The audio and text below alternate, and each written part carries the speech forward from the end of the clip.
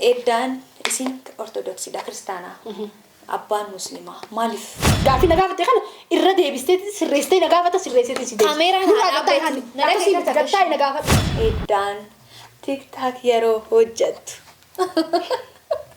مدنون إسي مدتي مالي واني نانجي ماله انت اوجتا هاي مقافي سرفة شو بربادو سجنتها كانت تديبيو هم بربادو لكن تسيني خاوندي كجامو جمو نني كريستيانا وجي تكامو مسلمة وجي أكملتي والجراج تندانا نمني دون قافي تيتانا مي قافي خنا ما كانت مالي تيجي نيجالين كوبي خنا في الراين لا أكملتي نيجالين قالوا كبا كاميراني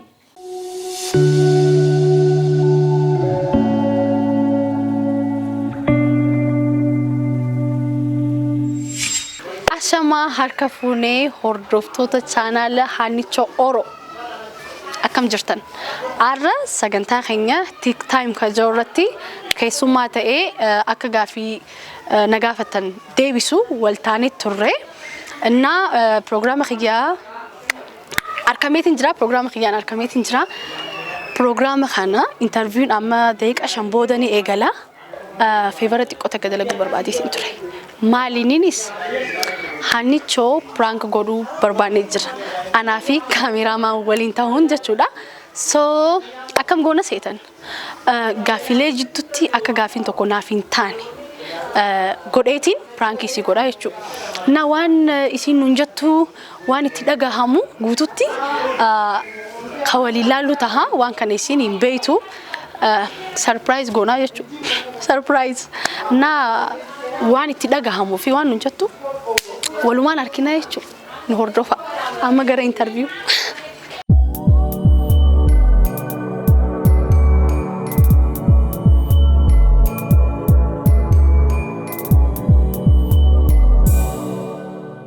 هشام harka fuunee kabajamtootaa fi daawwattoota keenya akkam jirtan bakka jirtanitti nagayaan isin yaa'u an Hannaa Muhammad qophii addaa qophii bareedaa qophii sagantaa addaa isin fidee dhufeetiin jira arramuu sagantaa adda ta'e sagantaa tik time sagantaan sunoo maali yeetan sagantaa tiktaakeroota adda isin fidee gaafii deebii waliin goon isin qopheesseetiin jira arras nama tokko isin fideetiin jira isinis eedan Taajuddin geeliti isin fidee dhufeetiin jira sagantaa adda gaafii gaafattani deebisaa isin deebisti nooliin tura eedo bagana gaan dhufte bagana gaan hayeega eedan eenyu gaafiin keenya kaduraati mee eedan eenyu atina beekta ani beeka isaanif garuu ifa ka gootu dijeeti hayee rakkoon qabu maqaa khiyya guutuun eedan Taajuddin Muhammad naan ja'ani dhalattu Haramayaati bakka hayeega eedan ani beeka geeleti yaa namaan jaaladhu namaan kabajudha isinuma faayibsitu jeeti eduko gaafii lammadaa edun tiktok yoo meegalte TikTok ayoomin eegalee amata lama faa dura yaa akkanita amata lama faa sirriitti yaadadhu garuu gisee koronaan eegalame sana fakkaata akkas ta'e eegalee na fakkaata akkasumas isaanis gaafii lammadaa eddaan tiktok yeroo hojjettu mudannoon isii mudate maali firra dhaabbadheetiin si gaafadhe gaafiin kun kiyya mudannoon isii mudate maal fakkaata ያው ጊዜ ቲክቶክ ደለይ ዱበር ሙደና ዳዳ ጅራ ሙደና አጃይባ ጅራ ኒቤ ነው ወሪ ደለይ ነው ሚሳኒ ቢንሲንጄ ማሊ ነው ሆልቲ ከፊረ ዳቤት ይላሉ ጅራ ዋና ሙደቱ ሳኒ ፊ ዋና አጃይብ ሱራ አንጋማ ዋና ከሲት ተቀበኒ ደለገንሰን እንቃብ አንሌ እንቃብ ዋና ከሲት ሲልክ ቀበኒ እና በኩም አርክኔ ኸኘ ደለይና ሚ خليني نرافني سلكي فان الراجع بيجرا sanfaatu jira mudallo ajaa'iba jira hedduu jira san keessa yeroo hedduu waa irra keenya gisee sirbi yeroo takka faa bilbilama ana akkasin na mudallo namni si seena yoo karaa rafaate ana akka kaayetiin giseen dalagu bilbilaan silkiin irraa cabdee jirti akkasuma kuftee osoo dalagu jechuudha mudallo hedduu jira haayee eddaa gaafiin kiyya halammadaa tiktok gisee da hojjettu jechuudha bilbilli kee haa kam ture eddaa anke yellini beeta anis nim behagar oson ke jibne sani fimi bilbil fe khakam tore saha kami tore sikki yesa J6 taka J7 lamen kana khisa takon be jawr J6 na karatu Isin kajimne bila beredar kakak tu ture. Ani lagi rota kata kata ni kita lagi ture. Gaafa sanii bareedaa dhugaadha. Amma iPhone ture. Aye. Beredar ture gafin lamada. Edan TikTok kara kaisa. Enyu tingke sifata. Enyu wajibita. Maali gaafiin akkana? Wayna jetta. Mali kana. Gaafiin na ciccimu jira garuu. Kareefu sanirraa amma hedduu na ciccimu jira. Laafaadha. Jechuun an akkanatti kaniin keessaa select godhee keessaa hunnaaf hin taane jahuun qabu dhugaa dubbachuudhaaf namni hundi waan itti tolu dalagaami na waan itti tolu hanga dalageetti atis waan isaa san fudhachuun dirqama si ta'a. Abbaan fadhiyoo waan barbaadee dalagee irraan kaayyannees na waan inni dalagu guututti wanta ni jaanii yaa kan ilaalee bira dabru ni jira kan ilaalee dinqisiifadhee bira dabru faan ni jira. Akkasuma yeroo hedduu kaniin akkana keessaa filadhee humnaan ta'uu humni taajoo hin qabu viidiyoo hunda kan namni dalagu guututti nama san keessaa nama kanaan jechi nama kanaan tokko mana jira nama tokko nama gisee akkiteewu nama wanta isaatu irraa nama ijoollee jira dhalaa gadhaafadha kun feelingi keessa jiru ibsita kun rakkoo hin qabu maa jechuun miti san keessa silleen dirqisiisu akkuma gaafittiin si dhiyeesse an hunda ni dinqisiifadha dhugaa rabbi asi jibbaa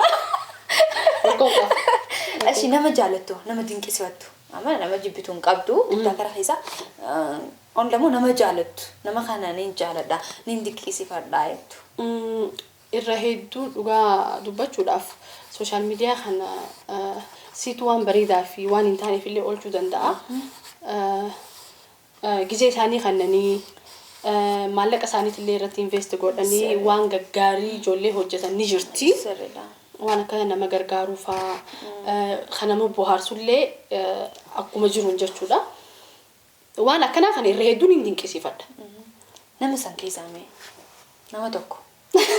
Dirqama gama kan jibbitu sirraa dhiisee hajaalatu garuu dirqama nama tokko bakka nama kan nama tokko bar nama akka gaarii dinqisiifattu jira waan tokko amma nama tokko gisee dalage amma waa gisee dalage nama hedduun dinqisiifadha hedduun jaalladha jechuun mirga kiyya nama tokko akkatti nama sii taa'u jira san keessaa nama tokko filadhu. Qabdu. Kan keessaa filadhu qabu yeroo hedduu viidiyoo bareedaa nama dalagu waan akkasiin jee haamaa kanallee dalagu keessaa. Yaa walumaan naa qabi. Khabareeda dalagus maan dinqisiifadha waan gaarii kadalagu waan gaarii oolchuusi waan nama bohaarsus kadalagu hedduudha beeta waan keessaa filuun qabu. Zaatoo eddaan TikTok ala wanni hojjettu jira. Yeroo hunda TikTok irra dabarsiti moo TikTok irraa hoo maali faayidaan argatti? Jechuun social media irraa wanni faayidaan argamoo maali? Midhaan isaatu mee kana daawwattoota keenyaaf nu deebisi.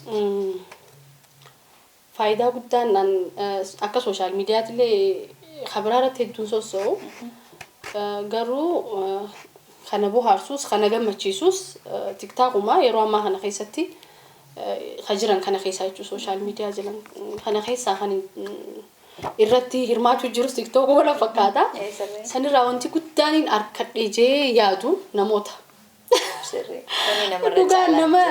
nama gaggaarii akkaan itti ibsu namaan hin beene akka firaatillee hedduu walitti dhiyaadhee kan wal arkeenii hedduu takkaa jira faayidaa guddaan inni naaf kannee kan hin jaadu nama gaggaarii akkaan irratti arku na godhee jira akkaan namoota wajji wal baruu na godhee jira guddaan isaa isa jeetii faayidaa guddaan isaa isa jeetii yaada. Wanni namarra caaluun jiru. Injiru. Kira nama godhaa asuma TikTok galateeffachuu barbaada. Hedduu dhugaarra ijoolleen achirratti harkadheellee hedduu jechootan qabu. Irra hedduun bakka nama faamilii taanee jira jechuun ni dandeessa. Irra hedduu wajji maatii taanee jira. Sirriitti wal gaafannaa namoota gaggaarii kan akkanatti haasa'ee hin finne irratti harkadheetiin jira. Faayidaan guddaan isaa kan hin jaatu isa. Yeroo ammaa kana keessatti. Okay. Ta'u TikTok aloo mee jechi social media la. Hojjetaan hojiinsi maali? Hojjettu herregaati. Akkaawuntii jechuudha. Yaa ammaaf akkaawuntingiidhaan hin eebbifame akkaawuntingii inda faayinaansiin hin eebbifame. Maallaqa irratti. Isinii himee. Herregumarraa jira. Maallaqa irra jiru. Akkaawuntaantii hojjettu herregaati. hojjettu herreegaatii mindaadhaa jechuudha. Hojii mootummaa qabdaa jechuudha. Ani beeka mindaa sila nyaallee hin jira. Isinumaa waaqee warra mindaa nyaalle hojjettu. Eshi gaafiin itti aanu eddaa tikkaa karaa keessaa baanee jirra. Amma karaa eddaa dhufna. Ayya rakkoon qaba. Nagaafadhu gaafii addaatiin si gaafadha. Reefu gisee maqaa keenyaa himtu. Ani illee ni beeka. Garuu namoonni gaafii waa hedduu gaafii itti ta'ee jira. Gaafiin itti ta'e maali? Eedan taajibdi. Eedan ka kobaati. Taajibdiin ka kobaati. Eedan isin ortodoksiidha kiristaanaa. Abbaan musliimaa. Maaliif? Kan jiru gaafiin dhiyaatee jira. Mee gaafii kana anaaf osoo hin ta'in daawwattoota keenyaaf gaafii kana deebisiif yeroo hedduu gaafii itti ta'ee jira. Dhugaadha. Lakkii dhugaa dubbachuuf waan jiru akkana eenyu akka gaafii kana akkana gaafate hin beeku garuu yaa waan keessa jiru waan nama hedduu keessa jiru. Na nu bira ammas bar waan baratame. Waan bareedaadhaas. Waan bareedaadhaas. Yaa eedan nama amantii lama warra amantii lama keessa argamte. Dha warri abbaa kiyyaa guututti hordoftoota amantaa musliimaati. Warri haadhatii moo guututti hordoftoota amantaa kiristaanaati ortodoksiiti. Kaniin ibsuu barbaadu anis akkasumaan hordoftu amantaa ortodoksiiti kiristaanaa jechuudha. Mee edda haala lamaan jiraachuun akkami jechi asin musliima asin ortodoksiidha. Namni tokko yeroo hedduu gaafitti ta'a akkamitti namni kiristaanaa wajji takka immoo musliimaa wajji akkamitti wal jiraachuu danda'a. Namni hedduun gaafitti ta'anna. Mee gaafii kan nama akkanaatiif maal itti ibsite jechuun jaalalli jiru. Dhugaa dubbachuuf wanni achi keessa jiru maali? Mee akkamitti jirtan? Kana mee daawwattoota keenyaaf ibsi. Dhugaa dubbachuudhaaf jaalalli amantaan qabuumi akkas jaama. Na'am. Likki jirta. Jaalalli amantaan qabu amantaan filatu jaalalli jaalala. Jaalalli anaaf kana uume dhugaa ka durarraa jechuudha. Jaalalli isarraa hin baradhe. So waan hedduus waan wanta jiruun qabu bareedaadha. Walumaafuu amantii lachuu akka quba qabaatu si godha. Baqa jechuun ilaalcha gaarii akka qabdu si godha amantii lachuutuufu.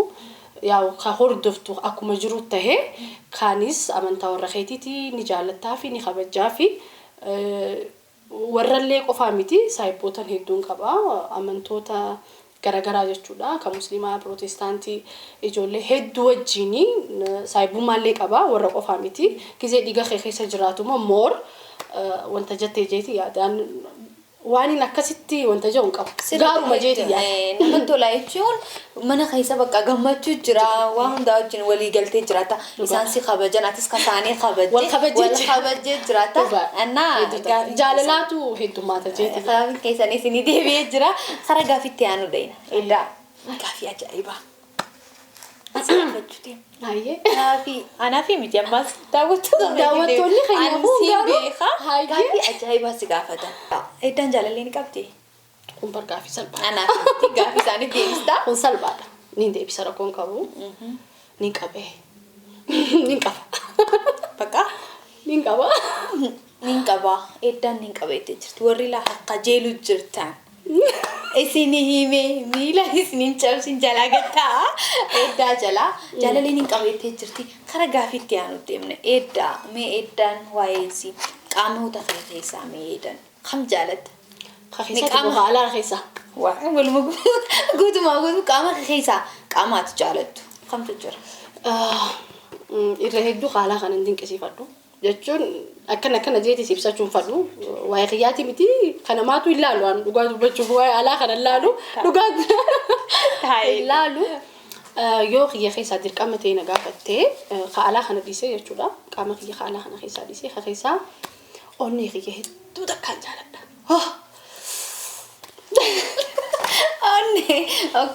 Onni qulqulluun qaba.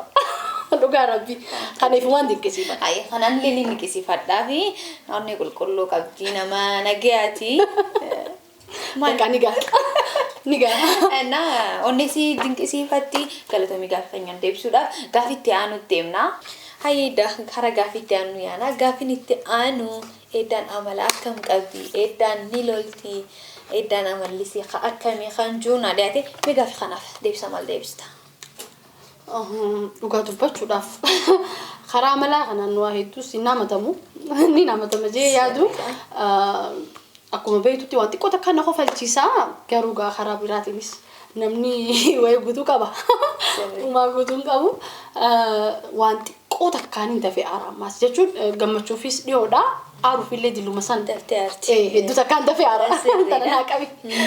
Itti aanee immoo waan xiqqoo takkatti ammas waan kiyya malee hin ta'in kan joo amala san qabdi moo qabduudha amala san qabdu gaa dubbachuuf jechuun yooni aaruun hin danda'a waan xiqqoo takkaan aaruun hin danda'a garuu wanti ati amma jette kun waan inaan jee malee hin ta'u ka jette kun sana amala kiyyaa miti gaafillee isaa akka biddeen beeku gaafii kana hin qabu. Gaafiin kun nama gaafatame akkuma deebistu jeeti mee ifa godhi daawwattoota keenyaaf ifa godhi deebisee fedha.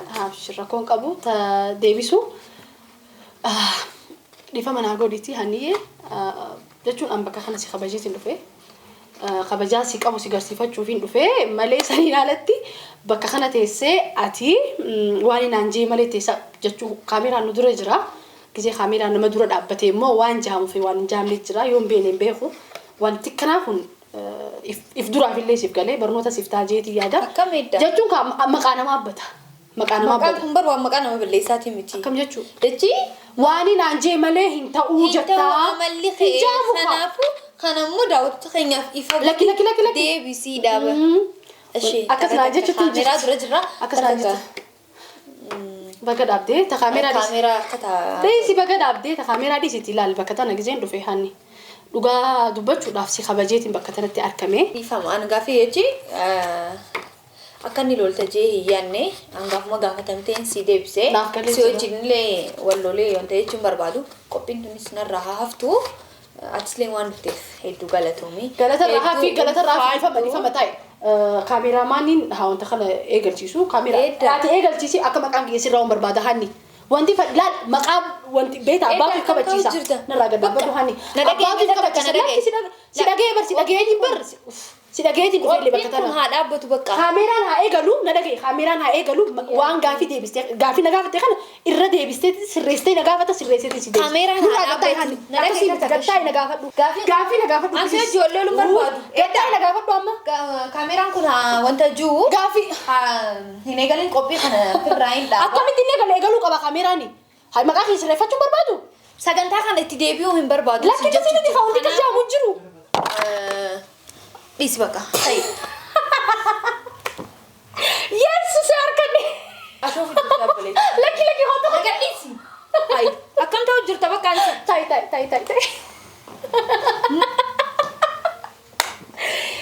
Baga saya arkan ni. Mali. Arkam ti jurta tai.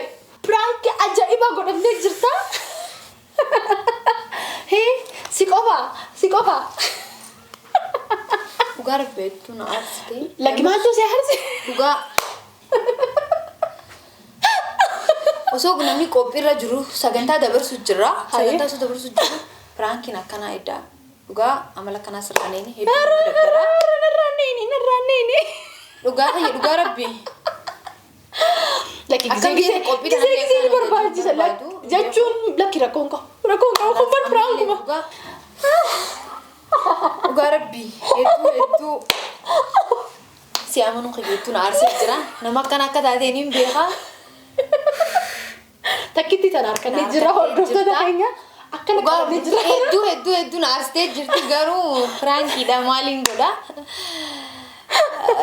Si deedira nama qunnama gisee daafuu garuu miira keessaa bahuun dadhabee dhugaa rabbi. Laki rakkoon qabu gisee nama qunnama hordoftoota keenya waan irreefu isin jeesan kunno isin dheeseetiin jira. Kaameraamaan isa hojii walii galchanii jechuudha. Dhugaa eddaa. Keessummaa duraatis akka ta'u yaadiin. Sagantaan kun akka guyyuu yaadatamu. Jechaan laal pirankii ajaa'ibaa kana dalagee isin qopheesseetiin jira. Hirribatti dhabee eegaan dhagee. Amma akkam jekka sagantaa ofu hin beeku hedduu miira keessaan jira. Bayi miira keessa rakkoon qabu. هاني أصلاً أكتك كودي نجمتشيسا تسكباي حتى هو تسكباي فرانك جاني فرانك أدان في دني جرو ما ركون كبو خلاص أجنتا خينيا دمنا سانس نورادي مجرنا فكاتا خلاص أجنتا دمنا سجنتا كوبي خينيا جاكو بيتفو في تجرا فرانك أجايبات درجة تجرا خناف قاف خينيا إتيوفنا قاف نتيانو إيدان أرتستو تخيسا إنه دينك إسفات artistoota keenya keessaa tokko Faacaaluu. Isa I wish silaan guyyaa tokkollee arkee namaan hawwu keessaa inni tokko anaaf ka guddaa baqa jechuun bootaa guddaa qabu jee kan yaadu Haacaaluudha. Homaa godhuu dandeenyu garuu waan dhabnee jirra. Rabbii biyyirraa salphisu. Haala nama gaddisiisuun dhabnee jirra. Yaa ka jiran keessaa immoo baqa an sirba numaan dhaggeeffadha sirba hunda numaan dhaggeeffadha sirba natti toleen hin dinqisiifadha kanatti hin tolle birumaan dabra keessaa kaniin akkanatti keessaa filadhuun qabu. Edaa na kabajjee as dhufuu keetiif hedduu galatoomii hedduu ulfaadhu hedduu si jaalanna nama galateeffattu yoo qabaatte asuma jarata kasiif hin kannaa. Duraan dursee sillee ni kabajja sillee galateeffachuun barbaada na kabajjee bootaan akkanite saayibummaan keenyaan alatti piroograama keeka duraarratti sagantaa baniisaatiin illee wal qabsiisee jechuudha sagantaa kee kanarratti yeroo duraatiif na kabajjee keessumaa na godhutu keetiif baay'ee takkaan si galateeffachuu barbaada hordoftoota kiyya guututti dhugaa yoo rabbii jedhee waan haaraan waan nama bohaarsuun waan nama barsiisuun akka ammaa kana osoo hin tahin waan amma jirru kana oliin jechuudha waan nama barsiisaa tahee waan nama gammachiisuun waan baqa jechuun namaaf barnoota tahee jennee yaannuun babal'isnee gizeetti kannine akka ammaa kanatti osoo hin tahin yeroo keenyatti kannine itti daleene bakka guddaa geenye wal arkina jeetiin abdii qaba hordoftoota kiyyaas saayibboottan kiyyaas maatii kiyyaas jechuun nama gama kiyyaan jiru kana guututti dinqisiifachuun barbaada galateeffachuun barbaada isin hundi naaf galatoomaa naaf ulfaadhaa bootaa kannitanii na kabajjanii followers illee 50 geetiin jira 50 geetiin jira 100 biraa uni dabarraa yoo rabbi jee bakka guddaa geenyaa akka ol arkinu abdii guddaan qaba annaa isin hunda isin galateeffachuu barbaada. Galatoomtuleen eeddaan kabajjee as dhufuu keetiif hedduu galatoome hayyee qophiin keenya kana fakkaata ture kan daawwattoota keenya qophiin eeddaa hojii gaaffii deebisne kana fakkaata ture qophii biraatti hanga waliif deebinutti nageenyu tura turtii gaarii.